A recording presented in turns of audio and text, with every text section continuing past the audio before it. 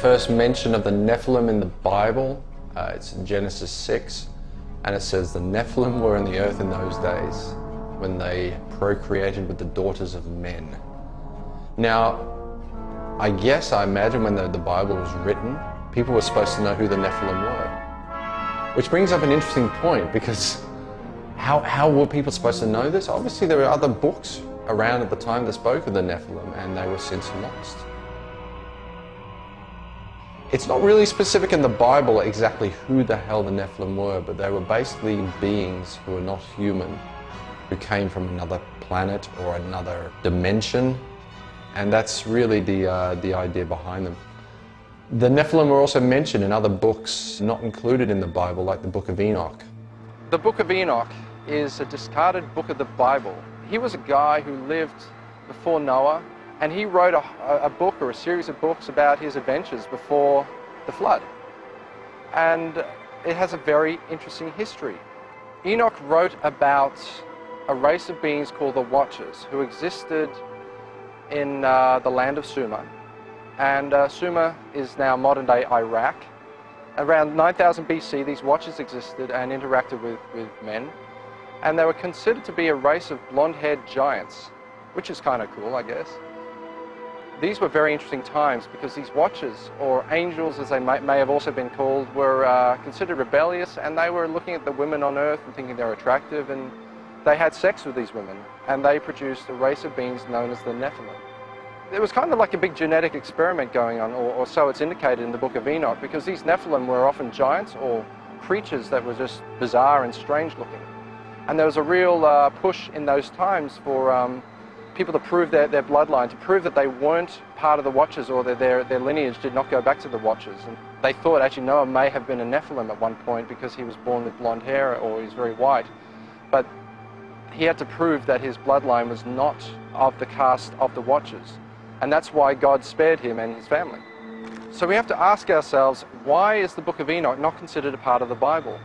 In Jesus' times, it was considered part of the religious text of the day. Jesus even quoted from the Book of Enoch, and I think pretty much everyone in ancient times considered the Book of Enoch to be a religious and holy document.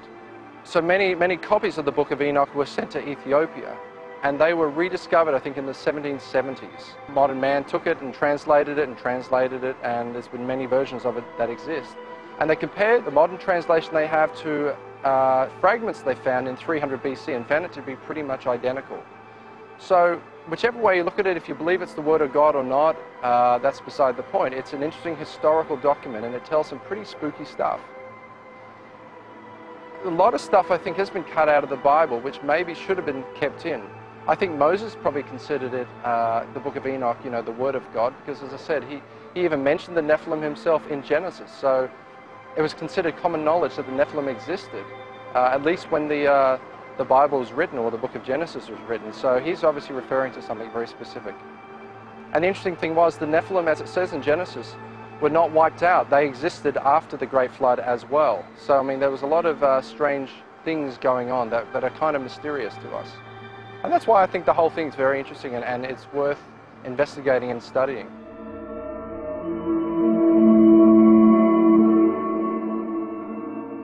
Now, the Council of Nicaea, in 325 AD, the Emperor Constantine decided to put an end to all the warring factions of the Christians, because all the different Christians around the place were running off in different tangents and different ideas, kind of like a lot of them do today. There were some Christians who believed there was reincarnation. There were some Christians who believed that Jesus was a man. Some Christians believed Jesus was God.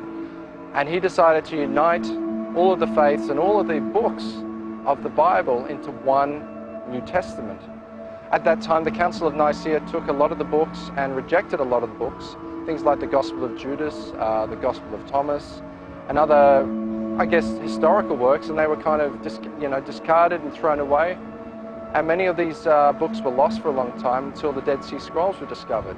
The Dead Sea Scrolls were basically a collection of books that were put aside by the Essenes. And it's interesting to note that a lot of the Gospels that were banned were Gospels that spoke about angels and Nephilim and Watchers and similar sort of beings.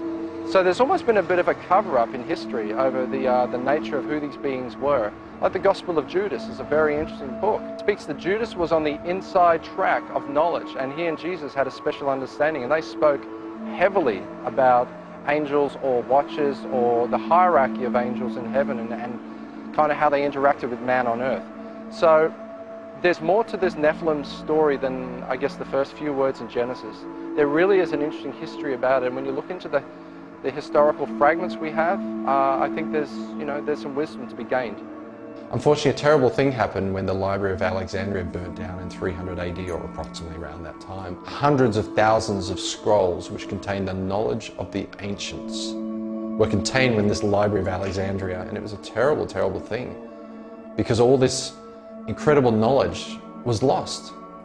And of course it would include things like ancient books talking about the Nephilim and stuff like that. So we only have fragments. We're left with small pieces to try and put it all together. So I've taken some of those fragments and expanded on the idea.